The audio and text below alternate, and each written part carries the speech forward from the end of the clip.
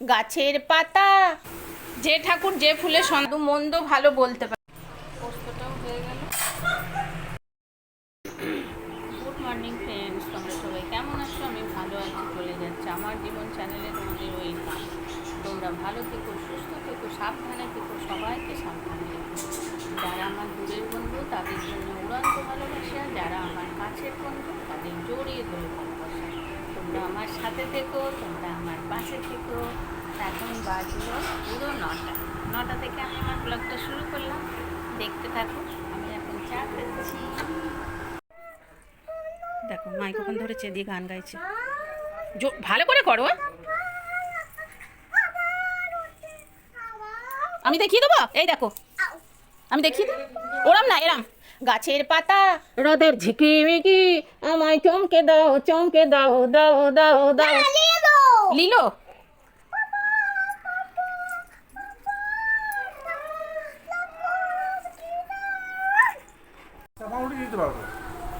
না গো, ভালোই শিখেছে। দেখো শেখাছো, অমনি বলে দিলে পিউ শেখাছে।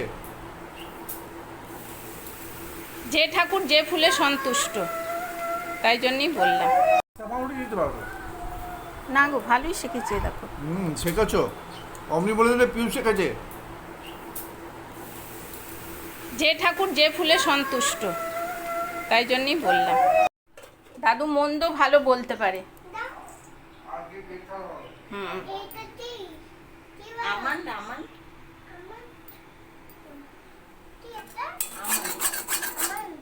ছোট মিক্সার বাটিটা গেল।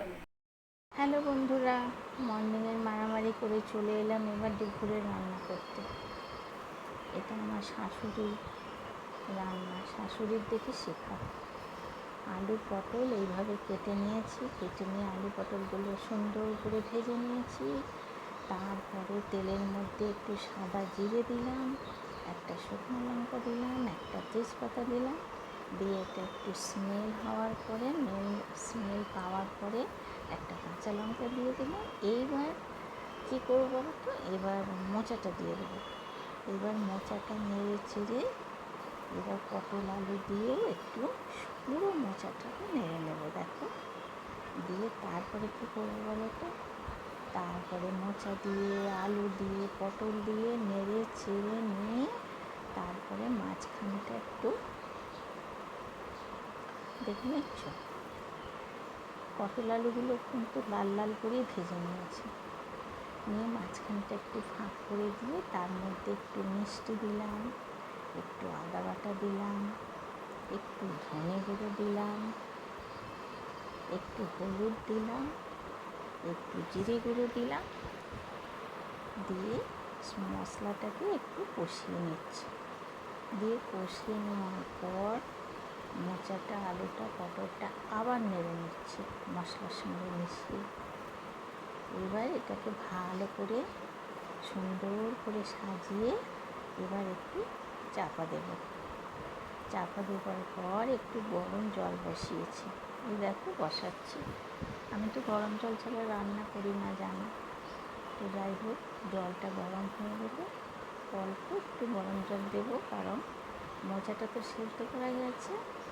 আর আলু পটলটা তোমার ছোট ছোট করে কাটে, সেহেতু হয়ে যাবে। দেখো, শিশি থেকে একটু ঘিও দিয়ে দিলাম। আর ওইদিকে পিউরানি কী করছে বলো তো, পূজার জন্য ব্রেকফাস্ট বানাচ্ছে। আর এই ঘিয়ের শিশিটায় অনেকটা ঘি গায়ে লেগে আছে, তাই জন্য ওই সসপ্যানটার কাছে রেখে ওটাকে একটু গলানোর চেষ্টা করি। দেখো, গরম জল কিন্তু যত সামান্যই দিলাম, দিয়ে তারপরে এবার চাপা দিয়ে দেবো। আর মোচার তরকারিটা তারপরে একটু গরম মশলা দিয়ে নামিয়ে নিয়েছি। এখানে দেখো তেল দিয়েছি, 5 ফোড়ন দিয়েছি, আর 2টো কাঁচা লঙ্কা চিড়ে দিয়েছি, দিয়ে ঝিঙে আলুটাকে একটু নেড়ে নিয়েছি। খুব লাল করিনি, অল্প লাল করেছি, কারণ এটা ভাপা। আর পোস্তটা মিক্সিতে বেটে নিলাম দেখলে। আর আমার কর্তা বলছে একটু চা করো, চা করো, চা করো, তাই জন্য আবার একটু চা বসিয়েছি। আর চাটা এই ঝিঙে আলু পোস্ত করতে করতে ওই পাশে চাটা করে নেব। আর এখন তো বর্ষাকাল, একটু আদা খেতে বেশ ভালো লাগছে, তাই একটু আদাও দিয়ে দিই। আর একটু গরম জল নিয়ে দুধটা গুলে নেব। আর চায়ে চিনি দিইনি, দেখো আমি কিন্তু খাওয়ার সময় দেখেছিলাম চিনি দেওয়া হয়নি, এটা ভিডিও তো দেখছি হ্যাঁ ঠিকই তো বলতে চিনি তো দিইনি। আচ্ছা, ঝিঙে আলুটা নেড়ে চেড়ে নিয়ে পোস্ত বাটাটা দিয়ে দিলাম, আর একটু গরম জল দিয়ে মিক্সির বাটিটা ধুয়ে ওটাও দিয়ে দিলাম। অনেকটা পোস্ত লেগে রয়েছিল না, তো তাই জন্য দিয়ে দিলাম। আর ঝিঙে দিয়ে জল বেরোবে, এটা কিন্তু কাশ্মীরি লঙ্কা দিলাম। দেখে নিলাম নুন দিয়েছে কিনা, প্রচণ্ড নুনে আমার ভুল হয় জানো তো, প্রচণ্ড। পোস্তটা কিন্তু ঘাঁটিনি, দেখেছি তো মাঝখানেই রেখেছি। তো এবার চাপা দিলাম, দেখবো কতটা জল বেরোয়। আর ওদিকে চায়ের দুধটা ঢেলে দিলাম, আর চাটা এবার ছেঁকে নেবো। আর রান্নাঘরের কাপড়গুলো না বর্ষাকাল তো এখন আর শুকাতে চায় না, তাই জন্য জানলায় মেলে দিই, শুকিয়ে যায়, হাওয়া দেয়। রোদের আভাস আছে, দেখো কতটুকু চা করেছি, ঠিক আছে তো, কিন্তু চাটা হতে হবে আঠা আঠা, রোজই তোমাদের বলি।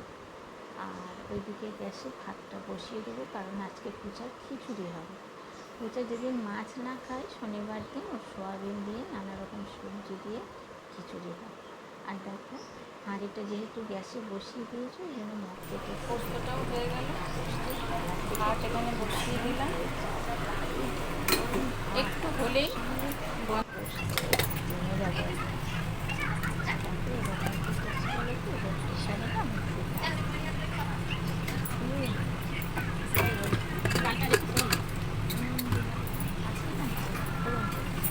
শনিবারে আমি ডাইরেক্ট করে নিই, আর অন্যবারে একটু তেল বেশি দিয়ে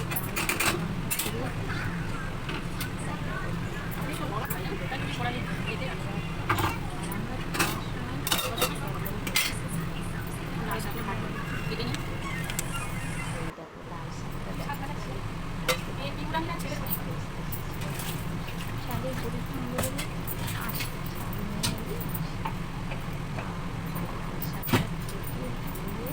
একা হাতে তো করি বন্ধুরা, তার জন্য একটু লেটে লেটে হয়ে যায়।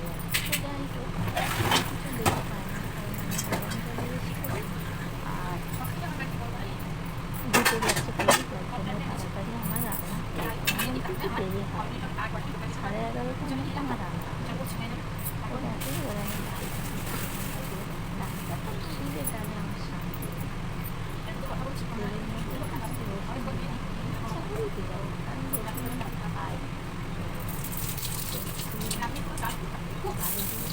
মধ্যে আজকে রসুন ইচ্ছা করেই দিলাম, কারণ রসুন খাই। আলু দিয়ে ফোড়ন দিই, এই সরি একটু রাখুন ফোড়ন দিই, এইবার আমি ডালটাকে এই সরি ডালটাকে ফোড়ন দিয়ে দেবো। তাহলে আমার এটা কমপ্লিট হবে। ওদিকে ভাত হলে ভাত বন্ধ করে দিয়েছি, তরকারিটা হয়েছে, তেলটা একটু কম লাগলে দেবো। আবার ভাতটা কিন্তু একটু বন্ধ করে দিয়েছি, হয়ে গেছে। ভাতটা ফুট দিলেই নামিয়ে নেবো, আর ডালটাও হয়ে গেছে। তাহলে আমার রান্না মোটামুটি শেষ অবস্থায় এসে গেছে।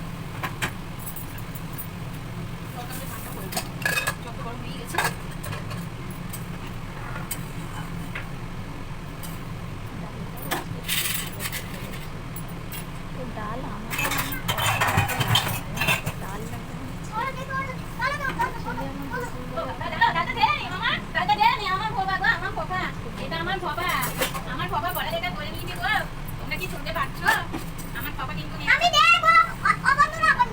ছেলে আমি দোকান যাচ্ছি, আমি ছানা আনতে যাচ্ছি, আমি পনির আনতে যাচ্ছি।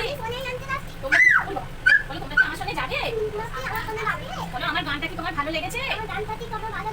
কমেন্ট করে বলো, আমি আবার তোমাদের গান শোনাবো।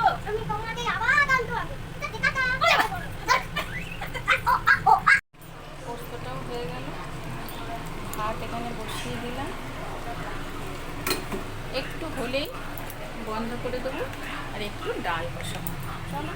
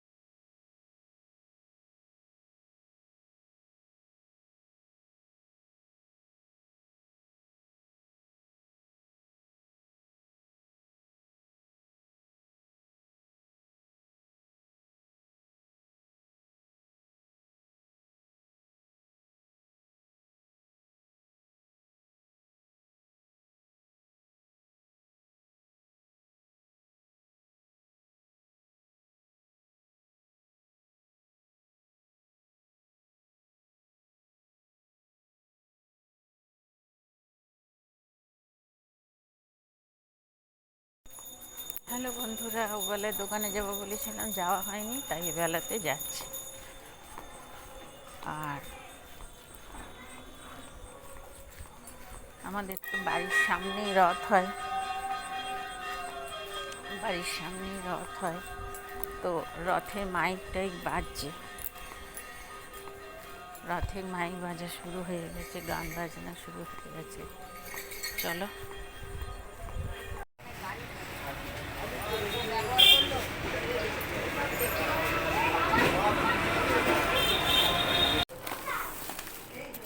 চপ আর এই যে ছোলা, সিদ্ধ ছোলা ভাজা, আর এই যে ছোলা সিদ্ধ ছোলা ভাজা। ইউরানির এটা আছে,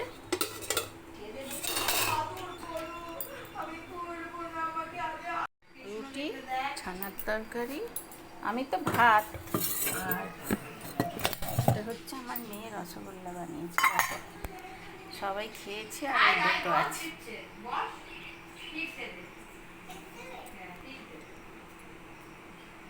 ঠিক দেবে না। গুড নাইট বন্ধুরা, একটুও যদি ভালো লেগে থাকে লাইক শেয়ার কমেন্ট করো, বন্ধুদের মাঝে ছড়িয়ে দিও। যারা পরের ভিডিও পাওয়ার জন্য বেল আইকনটা টং করে টিপে দিও। আর তোমরা আমার সাথে থেকো। Tata, good night. রথযাত্রার জন্য তোমাদের শুভেচ্ছা। সাবধানে রথ টানবে, জিলাপি খাবে, পাঁপড় খাবে, সাবু পাঁপড় খাবে, ঘুগনি খাবে। চলো।